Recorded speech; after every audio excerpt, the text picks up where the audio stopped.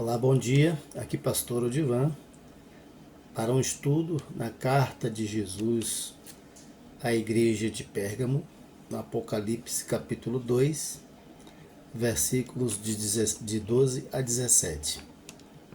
Vamos começar orando, né? Senhor, pedimos a tua bênção, a tua orientação no estudo da tua palavra. Ilumina, Senhor, nosso entendimento conforme a tua santa vontade e os teus propósitos para a nossa vida, em nome de Jesus. Amém. Bom, a carta eu vou falando versículo por versículo, né? E a gente vai abordando aqui os tópicos de cada versículo.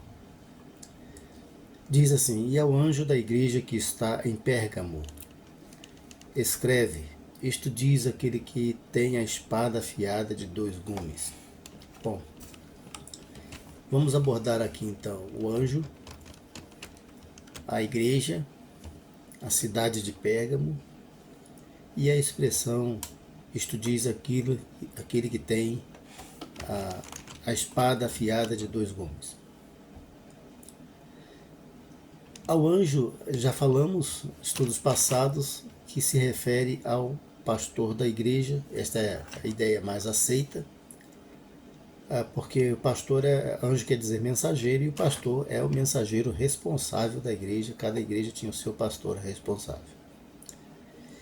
A igreja, convém-nos também definir o que era igreja, né? Olha, não era templo, igreja era gente. Igreja, a eclesia, o termo grego, né, foi usado a princípio para a convocação dos cidadãos de uma cidade para deliberarem sobre algum assunto de importância ou de interesse comum. É o mesmo termo aplicado para a sinagoga dos judeus. A sinagoga também quer dizer a reunião dos judeus. E sempre há uma conotação, né, um sentido de uso, aplicação de uso do termo original para o termo secundário, né? A reunião passou, o nome da reunião passou a ser o nome do local do templo. Então hoje a gente vai à igreja e se referindo a ir ao templo. Mas na verdade a eclesia era a assembleia, reunião de pessoas, que era aplicada para os cidadãos de uma cidade, como já disse, mas a igreja começou a aplicar isso para as suas reuniões, para deliberarem sobre os assuntos de interesse comum dos discípulos de Jesus. Então esses discípulos de Jesus se reuniam para culto, para ensino, para oração, e chamaram a isso de igreja. Distanciaram-se do termo sinagoga, né, já que essa igreja nasceu dentro do judaísmo. Mas esse foi o termo usado, a influência do mundo greco-romano também. Os romanos dominaram o mundo, mas o que foi difundido como cultura é a língua grega, né? Os costumes gregos também tinham muitas influências, de formas que até a carta de Paulo aos romanos foi escrita em grego, né? Então a influência da língua grega. A cidade de Pérgamo, né? A cidade era a palavra Pérgamo quer dizer cidadela, burgo. É uma cidade importante, grega, né? E depois, mais tarde, foi anexada pelos romanos como província do Império, né, na Ásia.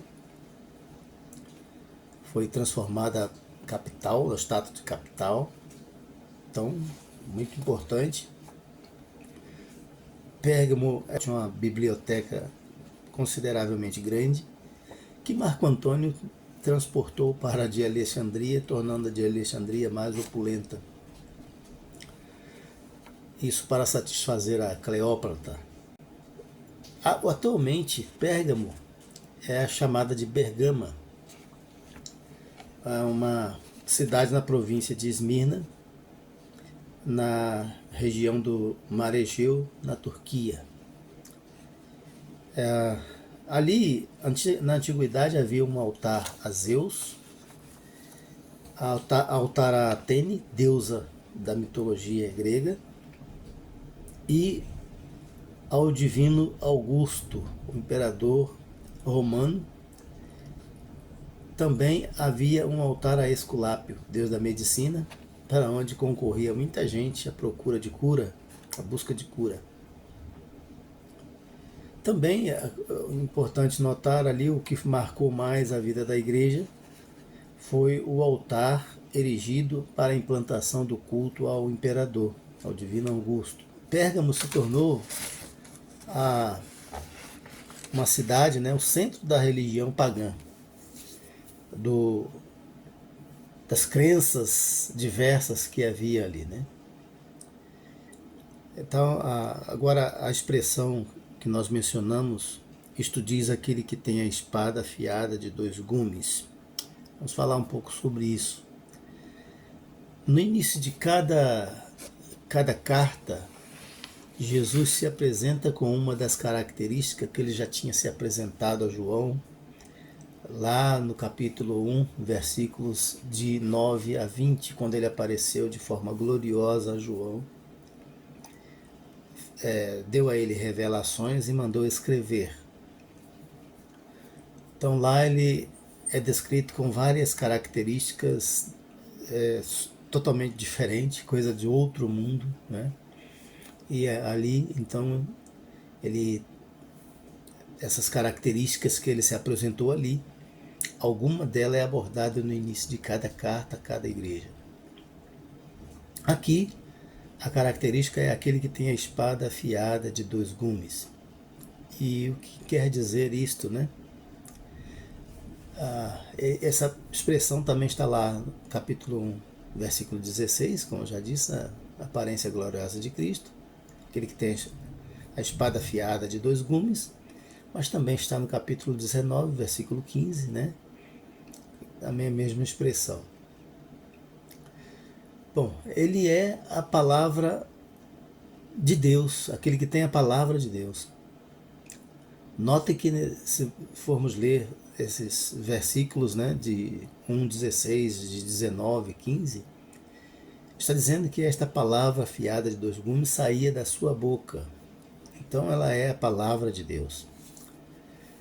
Mas essa palavra de Deus que é mais, conforme diz Hebreus, né, no capítulo 4, versículo 12, mais penetrante do que qualquer espada de 2 gumes. É a palavra de Deus. É também, conforme disse Paulo aos Efésios, capítulo 6, versículo 18, né, a espada do Espírito. Então toda a Escritura, toda obra de revelação, de inspiração e de iluminação das Escrituras é obra do Espírito Santo. É a palavra de Deus, a inspiração é dele. É ele encarregado de publicar, de comunicar, de produzir essa palavra bendita. A espada do Espírito, a palavra de Deus e também Isaías, né? Isaías diz em Isaías 55, versículo 11, assim será a minha palavra que sair da minha boca. Ela não voltará para mim vazia, antes cumprirá aquilo que me apraz, aquilo para que a enviei. Então, é essa palavra de Deus operante que é a espada afiada de 2 gumes, a mesma que esteve na criação do mundo, em Gênesis 1, a mesma que está no mundo através do Evangelho, transformando vidas, ainda conquistando corações, né? Já pensou nisso? Mais de 2000 anos que Cristo se foi e a palavra dele continua conquistando corações. O meu, por exemplo, conquistou, transformando vidas, né? Realizando milagres. E é a mesma palavra que estará no final dos tempos, né? Na conclusão da história é a mesma palavra. Jesus disse: os céus e a terra hão de passar, mas as minhas palavras não passarão. Marcos 13, 31. Agora leiamos o versículo 13, que diz assim: eu sei as tuas obras e onde habitas, que é onde está o trono de Satanás. Retens o meu nome e não negaste a minha fé, ainda nos dias de Antipas, minha fiel testemunha, o qual foi morto entre vós, onde Satanás habita. Olha, observe que tem tudo a ver com aquilo que a gente já falou até agora, né? Que era uma cidade extremamente pagã e havia o culto ao imperador. Então, esta palavra, ela revela alguns atributos de Jesus. A expressão, a espada afiada de dois gumes, revela o poder de Jesus. Ele é todo-poderoso. Ele tem a palavra todo-poderosa e ele é todo-poderoso. Essa é uma característica de Deus em Jesus. A outra coisa que revela também o conhecimento. O versículo 13 diz: eu sei as tuas obras. Eu sei onde habitas. A cada igreja ele está repetindo o conhecimento que ele tem de cada uma igreja, de cada um pastor. E é assim, ele conhece cada pastor em cada lugar, em todos os tempos, em todas as épocas, em todos os lugares. Ele conhece cada igreja. Ele é o sumo pastor das ovelhas, como disse Pedro na sua primeira carta, no capítulo 5, versículo 4. O sumo pastor das ovelhas. Ele é o pastor, e como pastor ele não abandonou a sua igreja. Ele foi para o céu, mas continua pastoreando a sua igreja. Além de ter deixado-nos o Espírito Santo, o Consolador, o Ensinador, ele mesmo continua pessoalmente pastoreando a sua igreja, atento às necessidades dela. Por isso ele tem instruções e tem doutrinas, tem mandamentos para a sua igreja. Então a palavra revela o conhecimento. Eu sei as tuas obras, eu sei onde habitas, eu sei o seu trabalho. São expressões que ele repete em cada carta, nas 7 cartas. Lembrando que 7, dentro do Apocalipse, nesse sentido quer dizer, ou nesse contexto quer dizer, ou tem um significado de completude, perfeição. Então lembre-se que Apocalipse é uma literatura, um tipo de literatura que usa muito a linguagem simbólica. O número 7 quer dizer perfeição, completude. O fato das 7 cartas não significa que sejam só as 7 cartas, mas a todas as igrejas. 7, os leitores iniciais estavam entendendo que aqueles mandamentos eram para todas as igrejas, por causa do significado de 7, do número 7. Então ele repete 7 vezes a mesma instrução. Eu conheço, eu conheço, eu conheço, eu conheço, eu conheço. Jesus conhece perfeitamente ao seu povo, a sua igreja. Ele sabe o lugar onde estava a igreja de Pérgamo. Ele sabe que ali tinha o trono de Satanás. Né? E veja que essa expressão, trono de Satanás, é mencionado 2 vezes no mesmo versículo. Né? Isso é enfático também. De fato, Satanás estava morando ali. Através do culto ao imperador, que queria ser Deus, que queria ocupar o lugar de Deus, é tudo que Satanás sempre quis, né? Ocupar o lugar de Deus, ser Deus. E isso estava acontecendo ali, porque o imperador queria ser Deus, implantou ali o culto a ele. E quem não o adorasse era considerado criminoso, perseguido como criminoso. A igreja jamais fez isso, os verdadeiros discípulos de Jesus jamais fizeram isso e por isso foram perseguidos. Muitos foram queimados vivos, crucificados, muitos tiveram seus bens confiscados, né? foram lançados na arena para servir de espetáculo com os leões, né? Então, barbaridades foram feitas, né, com os cristãos para obrigar-lhes a negar a fé em Jesus. Bom, então esse versículo 13 revela dois atributos de Jesus: o seu poder e o seu conhecimento, sua onisciência e a sua onipotência. Também ela revela que Jesus é o pastor que está pastoreando a sua igreja, que conhece as necessidades das suas ovelhas como ninguém. Mas também ele sabe que ali a igreja era fiel apesar de tudo isso. Ou seja, a igreja tinha um vizinho barulhento, né? Tinha um vizinho que era adversário, né? Mas mesmo assim, na casa do adversário a igreja, era uma igreja fiel. Jesus conhecia a fidelidade também daquela igreja.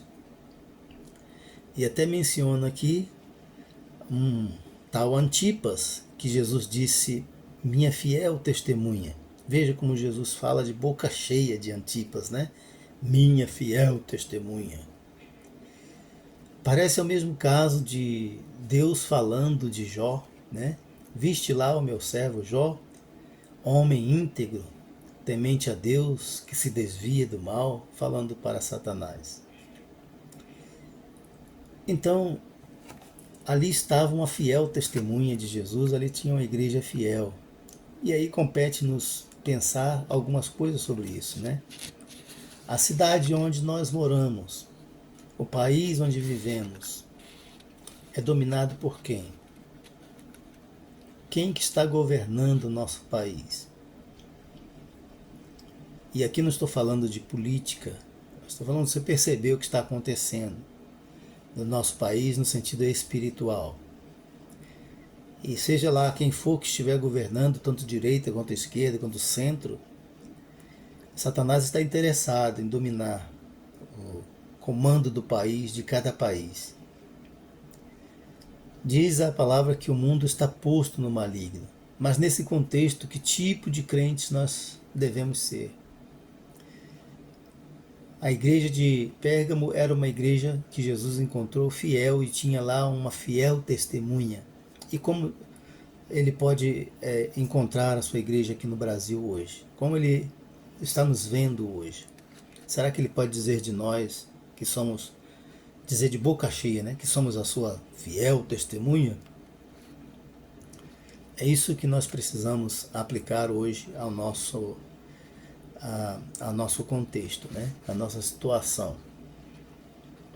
Então, apesar de Pérgamo ser uma cidade fortemente idólatra e pagã, ali tinha um povo fiel, perseguido, mas fiel, martirizado, mas fiel. Disse Jesus, ele fala de Antipas como uma testemunha notável, né?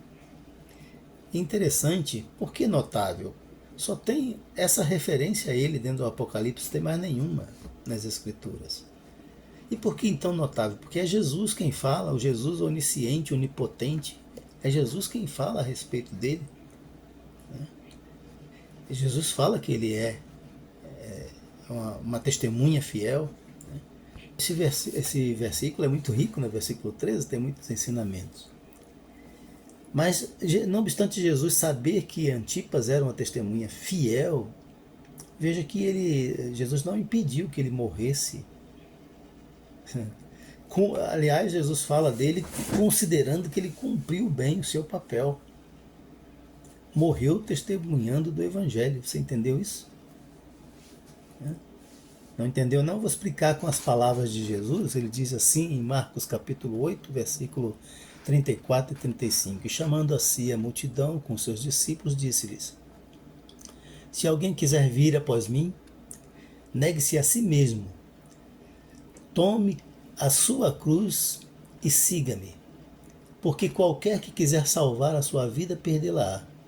Mas qualquer que perder a sua vida por amor de mim e do Evangelho, esse a salvará. Deu para entender agora?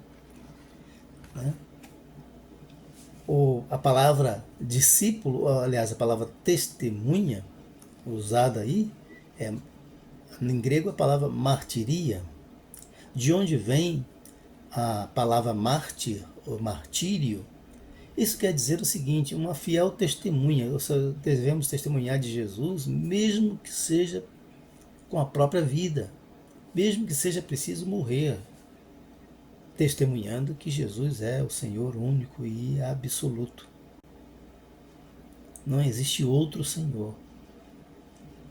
Isso é ser cristão, né? No conceito bíblico. Isso é ser cristão. Qualquer coisa fora disso é falso cristianismo. E aí, olhando para você, para sua fé, para sua crença, você pode dizer que é um cristão? Eu só posso responder por mim, né? Cada um tem que responder por si. Passando agora adiante, versículos 14 e 15, que diz assim: Mas poucas coisas tenho contra ti, porque tens lá os que seguem a doutrina de Balaão, o qual ensinava Balaque a lançar tropeços diante dos filhos de Israel, para que comessem dos sacrifícios da idolatria e se prostituíssem. Assim também tens os que seguem as doutrinas dos nicolaítas, o que eu aborreço. Então, veja aí, os problemas da igreja, as reprovações de Jesus à igreja. Apesar dela ser uma igreja considerada fiel pelo próprio Jesus, também tinha as reprovações. Eram poucas reprovações, né? Dos versículo 14. Poucas ou algumas traduções trazem algumas, esta aqui traz poucas coisas tenho contra ti. Quais eram as coisas, né? Tinha lá os que seguiam a doutrina de Balaão. Eu já falei no estudo da carta a Éfeso sobre a doutrina de Balaão, expliquei mais detalhadamente lá o que era isso. E também dos nicolaítas, versículo 15, né? Os nicolaítas também não se sabe deles fora do Apocalipse, mas a doutrina, os ensinos deles estão relacionados, estão em conexão com a doutrina de Balaão, a mesma mencionada no versículo 14. E essa doutrina de Balaão, resumindo aqui, consistiu em, já que Balaão, o profeta Balaão, não conseguia amaldiçoar o povo, ele ensinou Balaque a perverter a fé do povo. Ações que podiam perverter a fé do povo. E assim conseguir a derrota do povo de Israel. Então, há esse esforço, sempre houve esse tipo de esforço do inimigo de tentar perverter a fé. Então, por isso sempre houve falsos crentes, falsos apóstolos, falsos mestres. E hoje também temos muitos, né? A coisa que a gente deve ter cuidado aí com quem a gente está seguindo, quem a gente está ouvindo. Estamos conferindo para ver se é mesmo assim. Né? Precisamos das escrituras. É ela que é a regra de fé e de prática. E aí nós temos que voltar sempre às escrituras. Né? Então, dessa palavra do versículos 14 e 15, nós temos aí alguns ensinos. Qual é o ensino? A doutrina da igreja tem que ser a doutrina de Cristo. Cristo é o único doutrinador da igreja. Não pode ter outro. Ele é o cabeça. Quando diz Paulo que ele é a cabeça, quer dizer que ele é o cabeça, o líder da igreja. Ele é o Senhor da igreja. O corpo não pode agir sem as orientações do cérebro e da cabeça. Então Jesus é o cabeça da igreja, Jesus é o Senhor da igreja, ele não aceita outras doutrinas, outros ensinos. Ele é o único doutrinador, mais ninguém. E também, consequentemente, não pode ser admitida na igreja outras doutrinas, outros ensinos, outros doutrinadores. É uma coisa difícil, mas que a igreja precisa encarar com seriedade isso. Aqueles que estão no meio da igreja, e hoje tem muita gente infiltrada na igreja com intenção pervertedora, a igreja precisa encarar com seriedade essas pessoas e não aceitar os ensinos delas. Então era o que a igreja de Pérgamo e que Jesus estava cobrando da igreja de Pérgamo, era isso, do seu pastor da igreja de Pérgamo. Não pode ser admitido outros doutrinadores e nem outras doutrinas na igreja. Só a doutrina de Cristo. Também nós temos aí algumas admoestações, alguma exortação, né, universal. Vamos aos versículos 16 e 17, que diz assim: arrepende-te, pois, quando não, em breve virei a ti e contra eles batalharei com a espada da minha boca. Quem tem ouvidos, ouça o que o Espírito diz às igrejas. Ao que vencer, darei eu a comer do maná escondido e dar-lhe-ei uma pedra branca. E na pedra um novo nome, o qual ninguém conhece, senão aquele que o recebe. A igreja tem testemunha, a igreja tem problemas também, tem reprovações de Jesus, mas também a igreja tem um chamado ao arrependimento. E se podemos aqui, se entendemos aqui que 7 tem o sentido de completude e perfeição. Cada igreja que Jesus escreve, ele tem seus elogios, tem as suas recomendações e tem o seu chamado. Chamado a manter-se fidel, chamado a se converter, chamado a permanecer. Sempre Jesus está pastoreando, dizendo o que a igreja deve fazer para melhorar a sua situação, seu score diante dele, né? Aqui ele está dizendo: arrepende-te, né? Arrepende-te. Arrepender, aqui no grego, é a palavra metanoia. Metanoia quer dizer mudança de mente, né? Mudança de crenças erradas para crenças certas. Também com respeito a comportamentos éticos, né? De comportamentos éticos errados para comportamentos certos conforme os ensinos das Escrituras. Não é o que a gente pensa que é certo, mas é o que as Escrituras dizem que são certo. Considere também a importância do arrependimento, né? João Batista veio pregando o batismo do arrependimento para a remissão dos pecados. Sem arrependimento e confissão dos pecados não há perdão. Jesus, quando começou a pregar e a ensinar, ele foi para a Galileia pregando, dizendo: está próximo o reino dos céus, arrependei-vos e crede no Evangelho. Ou seja, ninguém pode entrar no reino dos céus sem arrependimento e confissão dos pecados. Isso é fundamental para a vida cristã. A forma como a gente deve viver, encarar a vida, a nossa vida, a vida da sociedade, do nosso povo. A ética do reino de Deus, né? É isso que nós devemos viver. Por isso ele diz: arrepende-te, muda esse comportamento, muda essa mentalidade de vocês. Voltem-se para mim, vai praticar as coisas boas, né? Então, a cada igreja de Jesus tem um chamado semelhante. A cada uma das 7 igrejas. E a cada igreja hoje também Jesus está trazendo o mesmo chamado. Quem sabe a gente precisa se arrepender em alguma coisa, então eu tenho que pensar nisso. E eu acho todo dia coisas para me arrepender. E a igreja precisa pensar nisso, as nossas igrejas hoje precisam pensar nisso. No que nós estamos errando? Se as Escrituras são a nossa regra de fé e de prática, em que temos contrariado as Escrituras? Voltemos a ela. Voltemos a ela. E isso é o próximo tema, né? O próximo tópico que nós vamos falar agora. Então, esse chamado, antes do próximo tópico, o versículo 16 tem um chamado arrependimento e tem uma advertência. Olha, senão em breve virei a ti. Essa expressão, breve virei a ti, né? Em breve virei e batalharei contra eles, aqueles infiéis. O pastor é responsável por pastorear os infiéis, por chamá-los ao arrependimento.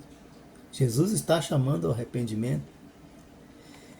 E há essa advertência, breve vem, essa expressão também é repetida em todas as cartas.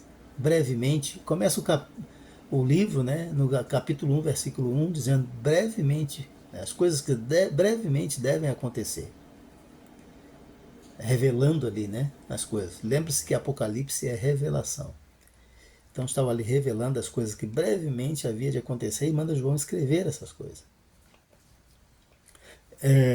A palavra aqui para brevemente, né, no grego é taxei. Da onde vem a palavra táxi? Rápido. Se bem que os nossos táxis não andam mais rápido por causa do trânsito, né? Mas a ideia é esta, de rapidez, brevidade. Jesus está voltando. E muitos podem pensar, mas já fazem mais de 2000 anos vocês estão dizendo isso e ele ainda não voltou? Sim, mas está voltando. Há muitas maneiras dele voltar. Há maneiras também que nós vamos a ele, né? O nosso tempo acaba a areia da nossa ampulheta e a gente tem que prestar contas. A ampulheta é aquele instrumento que mede o tempo, que bota areia em cima, vai caindo. Né? Então, está acabando a areia da nossa ampulheta. Vamos ser levados a prestar contas. O tempo é breve, passa rapidamente, ninguém sabe o dia que vai. Ninguém sabe o dia que vai acabar a areia da sua ampulheta. De repente também ele vem. Há muitas maneiras dele vir. Mas um dia ele vai vir mesmo do céu como ele prometeu. E embora nós estejamos achando que esteja demorando, isso vai acontecer. E quando acontecer, nós vamos achar que aconteceu muito rápido. Né? Todos vão achar que aconteceu muito rápido. Porque é sempre assim, né? A nossa noção de tempo, nossa percepção do tempo é muito limitada. Né? Nós, aliás, vivemos dentro do tempo, mas Deus não. Deus vive tanto dentro do tempo quanto fora do tempo. Né? É atemporal, é eterno. Então, nós precisamos considerar isso. Né? Precisamos considerar isso. Tem o Cronos, que é o nosso tempo, que a gente está medindo aqui, o tempo do relógio, e tem o Kairos, o tempo de Deus. Prosseguindo aqui, tem esse aviso em cada igreja, brevemente. Jesus está voltando. Se prepare, porque ele vem. Prepare a sua vida, sua casa. Arrepende-te. Volta para Jesus. Ele te ama. A carta começa dizendo isso, aliás, o livro começa dizendo isso lá no capítulo 1, né, versículo 5, que diz que Jesus é aquele que nos ama e morreu pelos nossos pecados. Deu provas de que realmente nos ama. Então não podemos desprezar isso. Se desprezarmos isso, seremos desprezados. Estaremos nos colocando no desprezo, né? Na verdade, por nossas próprias decisões. Agora, o versículo 17 tem uma expressão também bastante repetida em todas as cartas e também em todas as escrituras, né? Nos evangelhos tem disso, né? Jesus repetiu isso várias vezes nos evangelhos, também em Apocalipse, todas as 7 cartas têm essa expressão. Quem tem ouvidos, ouça o que o Espírito diz às igrejas. Quando eu leio isso aqui, eu fico pensando assim, puxa, eu acho que o Espírito Santo, isso aqui é coisa da minha cabeça, né? Pensando assim. Eu acho que o Espírito Santo falou para Jesus, olha, escreve uma carta lá para os seus discípulos, porque eles não querem me ouvir. Diga a eles que me obedeçam. Que dramático é isso. Que coisa mais absurda. Né? Que coisa mais absurda que precise de uma coisa dessa. Por que Jesus está dizendo, quem tem ouvidos para ouvir, ouça o que o Espírito diz às igrejas? Porque muitos estavam se fazendo de surdos dentro da igreja.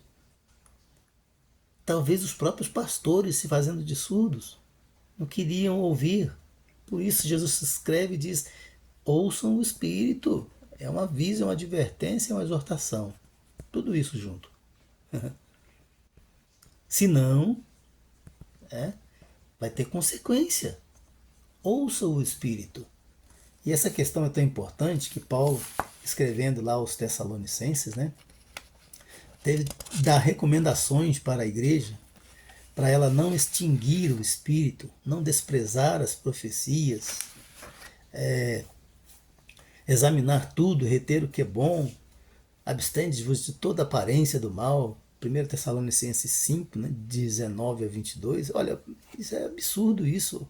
É óbvio que nós precisamos ouvir o Espírito, que nós atendendo o Espírito, manter o Espírito Santo de Deus conosco. Enchermos-nos do Espírito. É óbvio que nós devemos valorizar as Escrituras e não desprezá-las. Por que Paulo estava dizendo isso? Porque com certeza havia quem estava desprezando as Escrituras.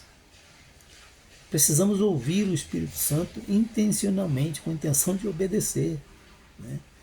Isso é sério. Tanto sério que foi repetido 7 vezes. A cada uma das 7 cartas foi dito isso. Hoje as pessoas muitos têm as Escrituras como parcialmente inspirada.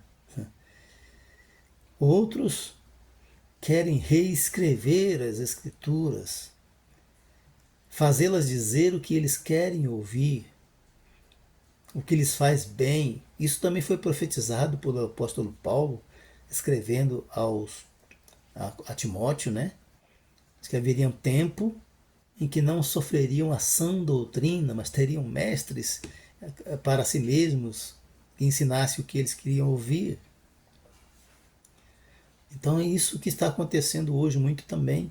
As pessoas querem ouvir o que lhes faz bem.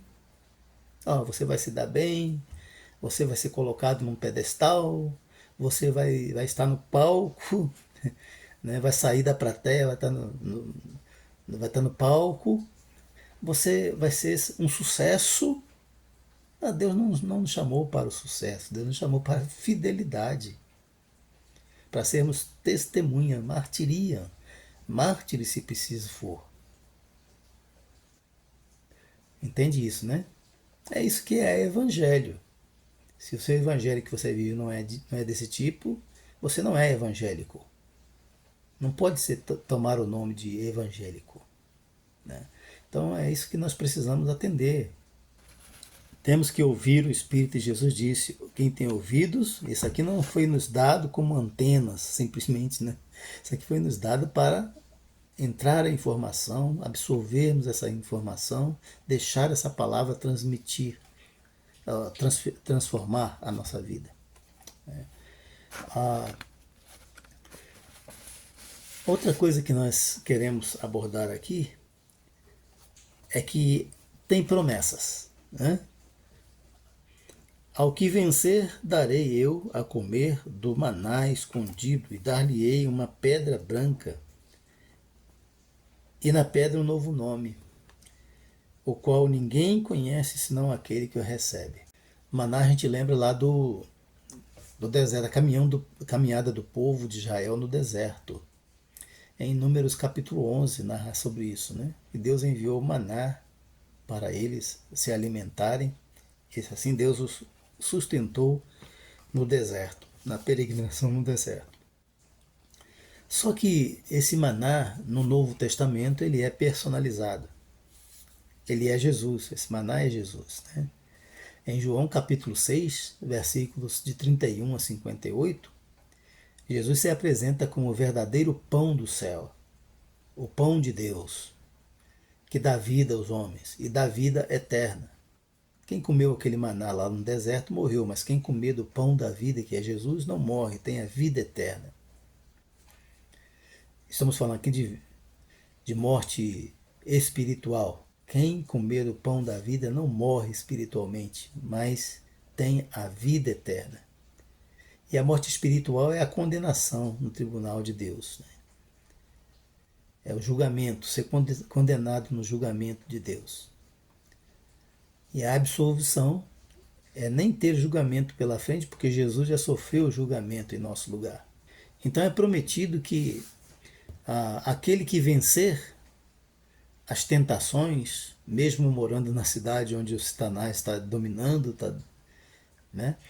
Aqueles que vencer todas as provações, esses comerão do maná, do pão da vida.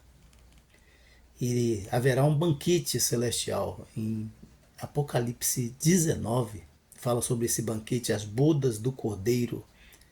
E todos os vencedores em Cristo estarão participando das bodas do Cordeiro. Olha que coisa maravilhosa, né? Isso significa que nós vamos ter a comer da vida eterna. A pedrinha branca, né? A pedrinha branca, o que que é? Então, a pedrinha branca, usava-se uma pedrinha branca na antiguidade como um voto em benefício de um escravo, né? Ou de um réu, né? Para dizer que funcionava como um documento de que aquele escravo estava livre ou aquele réu estava absolvido. Então essa pedrinha branca aqui, ela significa isso, né? Não somos mais escravos do pecado, ou seja, somos um pecador liberto. Não temos mais condenação. A nossa pedrinha branca nos garante isso. Nós não temos mais. O mundo não tem mais do que nos acusar. Satanás não tem mais do que nos acusar. Nós temos a nossa pedrinha branca dada por Cristo. Ele nos libertou do poder das trevas e nos transportou para o reino do seu amor, da sua luz. E é a ele que nós pertencemos. Somos escravos, sim, de Cristo, do Senhor da glória, o Rei de amor. Que bom ser escravo de Cristo, né? Mas não pertencemos mais ao mal, não pertencemos mais a este mundo. Nós somos cidadãos de outra pátria.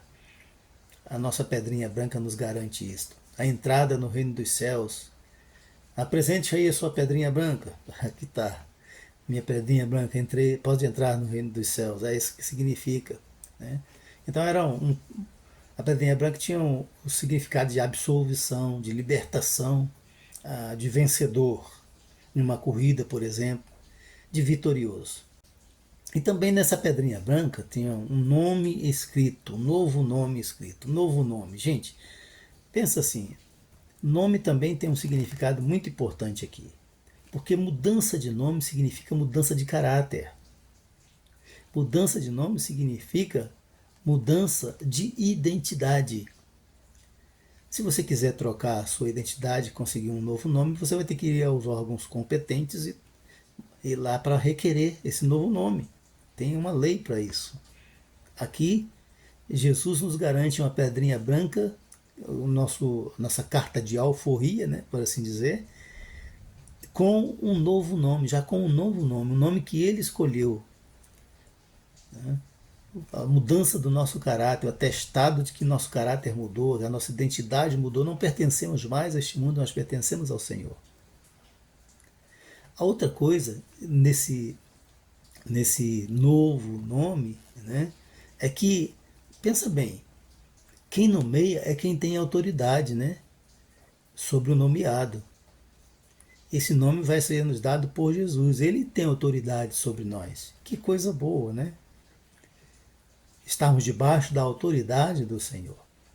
Porque quem dá o nome é quem tem autoridade, por exemplo. Eu dei nome à minha filha. Meu pai me deu esse nome, né? Odivan. Bom, cada um escolhe os nomes bem esquisitos aí e é exatamente por isso. Porque eles têm autoridade sobre nós para fazer isso. E nós só podemos mudar de nome quando tivermos autoridade sobre nós mesmos, para mudar o nome. Então Deus tem autoridade e Ele nomeia porque tem autoridade sobre nós. E que bom isso, né? Sermos nomeados pelo Senhor. Então é isso. A igreja de Pérgamo era uma igreja que tem muita similaridade com as nossas igrejas hoje também. Nós não temos a perseguição ferrenha que eles tinham lá, mas tem outros tipos de perseguição. Temos outras ações que tentam perverter a vida da igreja, as doutrinas da igreja, os princípios bíblicos, e que nós aqui devemos encarar com a mesma seriedade que é recomendada por Jesus. Como é que nós estamos encarando isso? Você já recebeu a sua pedrinha branca, sua carta de alforria? Você já pertence ao Senhor Jesus? Já tem o seu novo nome escrito nos céus? Pense nisso. Que Deus abençoe a sua vida.